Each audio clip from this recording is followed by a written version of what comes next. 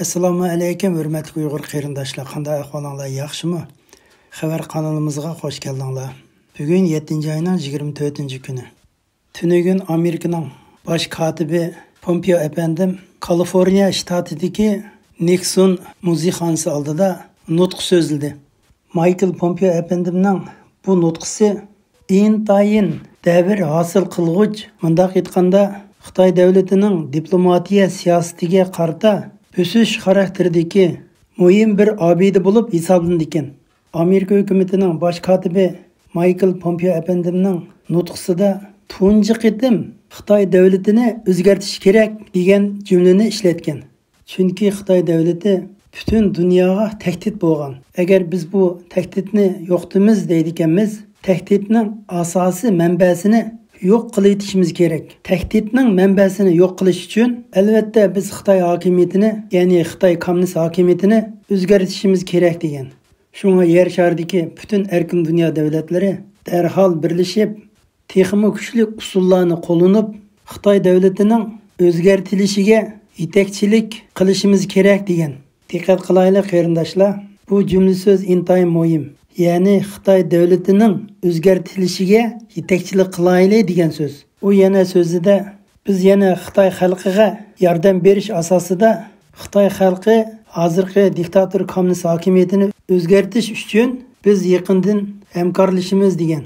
Bosh kotib Pompeo efendim nuqtaliq holda 89-yildagi o'quvchilar Tiananmen voqeasining bosh rolchisi bo'lgan Wei Jingsheng efendini, Wang Dan efendini, Amerika hukumatida yeni xizmatga tushgan Nuri Turkal efendilarni alohida tanishtirgan. Tunugunki Pompeo efendimninki nutqisi Nixon musiqasi oldida elib berilgan. Pompeo efendim Nixonning ayni vaqtidagi diplomatlik siyosatini xulosalab o'tgan.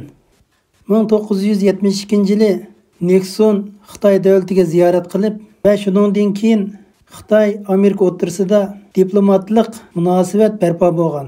Ayni vaqtida Nixon Xitoy davlatiga ziyorat qilganda realizmlik ideyani asos qilgan. Ya'ni Xitoy davlati bilan birlashib Stalin ideyasidagi Sovet ittifoqiga qarshi turish edi. Nixonning tutgan bu yo'limi natijalik bo'lib, toki 1989-yilga qadar davomlashgan. Bunda aytganda, Sovet ittifoqi gumron bo'lgan qadar dunyoda 3 cho'ng bulun siyosiy vaziyat shakllanib, ya'ni Amerika davlati Xitoy hukumati bilan hamkorlashib, Sovet ittifoqining gumron bo'lishiga yaxshi asos paydo qilib, natijalik bir davr yaralgan edi. Pompeo efendim bu musiqani oldida qilgan so'zida yana eskartib, ayni vaqtida Nixon efendim Xitoy davlatining ishigini dunyoga ochgan bir davr bo'lgan edi. Xitoy hukumati mu mushu davrdan boshlab butun dunyo bilan aloqa qila oladigan bo'lgan edi. Bu aloqalashish yana bir jihatdan qarg'ularcha aloqalashish bo'lib boshlanib ketdi. Oxirgi natijada butun dunyodagi erkin davlatlar Xitoy hukumatining ziyniga uchrab ketdi. Butun dunyo xalqi maska taqaydigan bo'lib qoldi. Amerika va g'arb dunyolarining ahli mol-mulk huquqlarini tatqizib qo'ydigan bo'ldi. Yana kelib Tayvan masalasiga, Janubiy dengiz masalalari, Hong Kong masalalari, Uyg'urlarni irqi qirg'in qilish masalalari paydo bo'ldi. Mana bu real ahvollarni butun dunyo ko'rib turibdi. Demak, Xitoy davlati bilan bo'lgan qarg'ularcha aloqa qilishning vaqti oxirlashdi deb ta'kidladi. Pompeo efendim yana alohida eskartib, Nixonmu o'z vaqtida biz Xitoy davlati bilan aloqalashib, Xitoy davlatini o'zgartimiz degan. Shu vaqtida Nixonning bu so'zidan butun dunyo xotirjam bo'lgan edi. Pompeo efendim yana eskartib, albatta Xitoy davlatini o'zgartmak bu bir mushkul ish. Lekin biz mushu mushkul ishni tanlab oldik degan.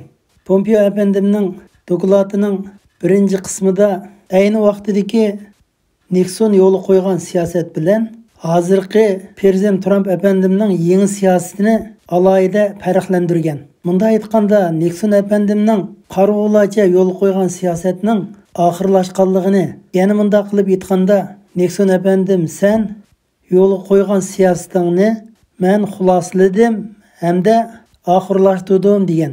Yana bunda qilib aytganda Nixon efendimning yo'l qo'ygan siyosatini qaytadan isloh qilib, shuning bilan birga Prezident Trump efendimning 3 yillik yo'l qo'ygan siyosatini isloh qiladi degan gap. Hamda prezident efendimning ilib borgan 3 yillik siyosatiga qarasak, prinsipal realizmlik yo'lni tutgan. Bunday aytganda prezident Trumpningki prinsipi ko'z oldimdagi foydani olsamli bo'ldi, qolgan ish bilan ko'rim yo'q degan. Michael Pompeo efendimning doklad nutqisida bu prinsipal realizmdan olqib ketib, aktiv holda Xitoy hokimiyatini o'zgartirish hamda Xitoy xalqiga yordam qilish orqali Xitoy xalqi Xitoy hokimiyatini o'zgartirishda yordam qiladigan ulug'vor ideyani bayon qilgan. Bayonotining ikkinchi mazmuni bo'lsa, Xitoy hokimiyatiga qanday qarash.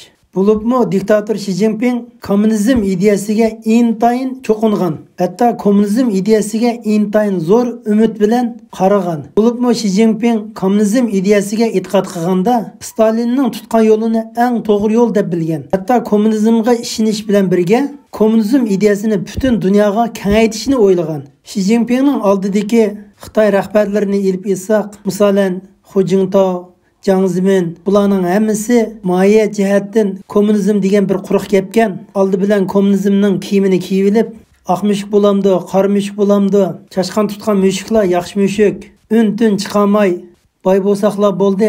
O'tayotgan kunimiz, turmushimiz yaxshi bo'lsa bo'ldi.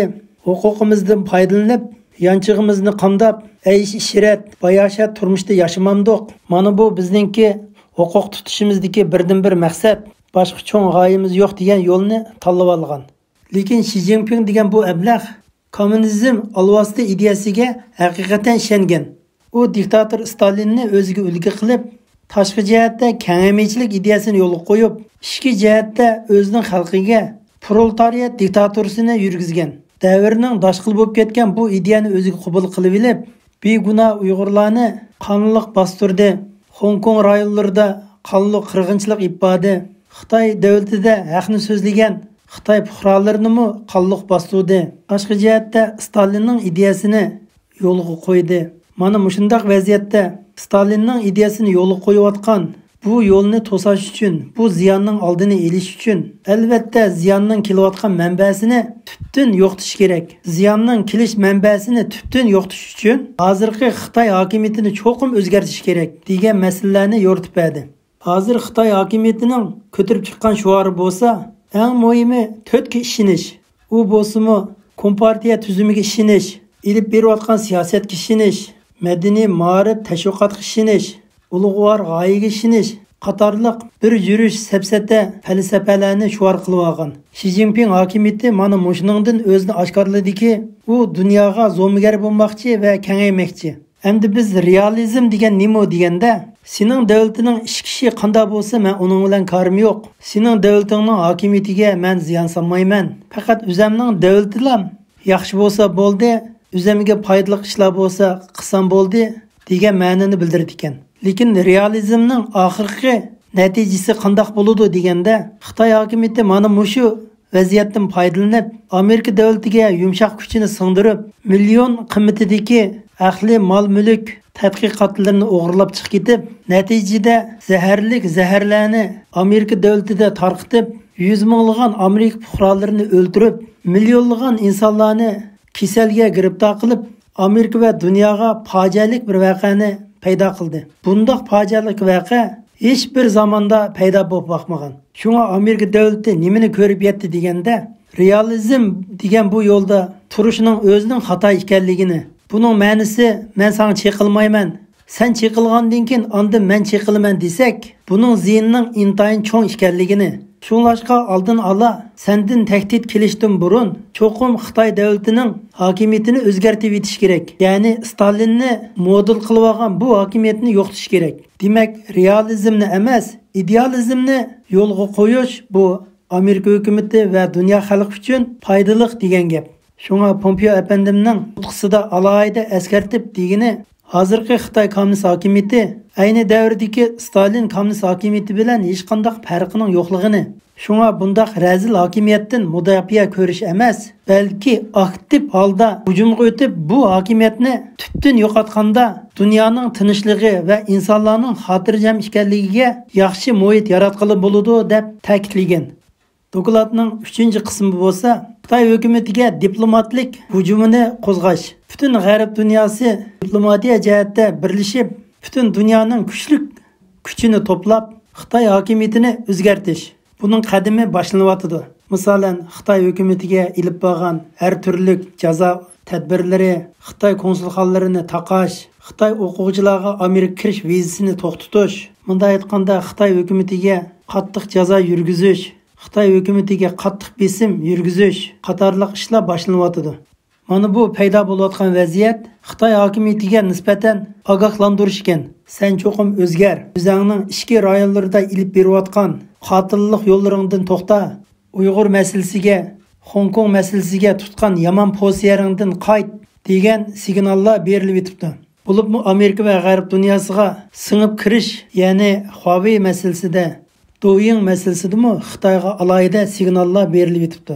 Amerika davlatining ittifoqdoshlari bo'lgan G'arb dunyosi yillardan beri Xitoy davlatiga qattiq qo'l bo'lmaganligi sabab Xitoyning kuchidan ta'ttatgan hamda bizga ziyon bo'lmasin degan ko'z qarashlarda davom qilib kelgan. Hamda Amerika davlatining alohida madad berishi bilan G'arb dunyosi bo'lib Amerika bilan texnik kuchni birlashtirib Xitoy hokimiyatiga qarshi turish irodasiga kelgan. Biz yaqindan buyon shuni ko'ra olamizki, Angliya davlati, Kanada davlati, Avstraliya davlati, Yangi Zelandiya davlati, Hindiston davlati, Yaponiya davlati qatorliq mushu davlatlar o'rnidan dast turib Xitoy hokimiyatiga nisbatan qattiq inqos qaytaryapti. Xitoy hokimiyatini qo'rshovga ilish, ig'ir jazolarni yurgizish qatorliq qadam bosqichlarini davom qilyapti. Mana bu Xitoy hokimiyatini o'zgartishdagi shakllanayotgan ittifoqdoshlar bo'ladi. Yana bir jihatda bo'lsa, Xitoy hokimiyatini o'zgartishda Xitoy xalqiga yordam berish kerak. Shuning bilan birga Xitoy hokimiyatini tubdan o'zgartgan bo'ladi degan signalni alohida eskartgan. Pompeo apandim doklad yig'inida Tiananmen voqeasida alohida rol o'ynagan Wei Jingsheng apandini, Wang Dan apandilarni alohida tanishtirgan. Wang Dan apandim bo'lsa Tiananmen voqeasidagi o'quvchilar rais bo'lgan. Wei Jingsheng apandim bo'lsa hozir demokratiya Xitoy harakatining boshlamchisi bo'ladi degandek mazmunlarni so'zlab o'tib, yig'in maydonida Wei Jingsheng apandi va Wang Dan apandilarni alohida o'rnidan turg'izib ko'pchilikka tanishtirgan. Buningdan nima ma'no paydo bo'ladi deganda, Wei Jingsheng apandi va Wang Dan apandilarning shaxsiy o'zini qo'llaydiganligini hamda chet eldagi demokratiya Xitoylarning harakatini qo'llaydiganligini bildirdi ekan.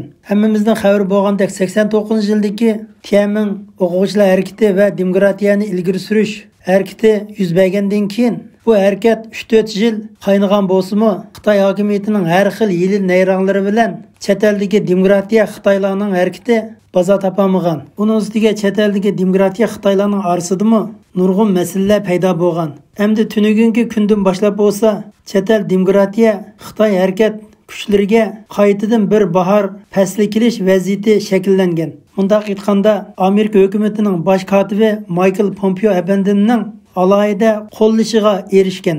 Xitoy hokimiyatining ansiraydigini Xitoy davlat ishidagi Xitoy xalqi o'rnidan turib o'z hukumatiga qarshi turishdan intayin ansiraydi ekan. Amerika hukumati bo'lsa Xitoy xalqini qo'llash va ularga yordam berish orqali Xitoy hokimiyatini yimirib tashlab etadigan yo'liga atlanibdi. Yana bir jihatdan bo'lsa, Amerika boshlig'idagi G'arb dunyosi Xitoy davlatiga nisbatan qattiq besim qo'llanib, birlikda Xitoyga qarshi demokratik Xitoylarni harakatlantirib, Xitoy hokimiyatiga qarshi turadigan butun kuchlardan yaxshi unumli foydalanib, Xitoy hokimiyatining ajilini ilishgan. Amdiki vaziyat bo'lsa, Xitoy davlatidagi to'van qatlam butun xalqlarni qo'zg'atib, Xitoy hokimiyatiga qarshi turish to'lqinni qo'zg'ash. Ikkinchi nuqta bo'lsa, xalqaroning besimi, xalqaroning jazosi, Xitoy hokimiyatini xalqaroda yetim qoldirish. Uchinchi nuqta bo'lsa, Xitoy kommunist hokimiyati ichida huquq kurashini keskinlantirish. Mana mushundaq 3 xil vaziyatni Xitoy hokimiyatiga shakllantirib, Xitoy hokimiyatini tubdan yo'qotishga yo'l ochdi ekan. Tunugun 7-oyning 23-kuni Amerika hukumatining bosh kotibi Michael Pompeo apandi Kaliforniya shtatidagi Nixon muzeyxonasi oldida so'zlagan nutqisining asosliq mazmunini anglatdik. Hammalarning qimmatli vaqti uchun ko'pdan ko'p rahmat.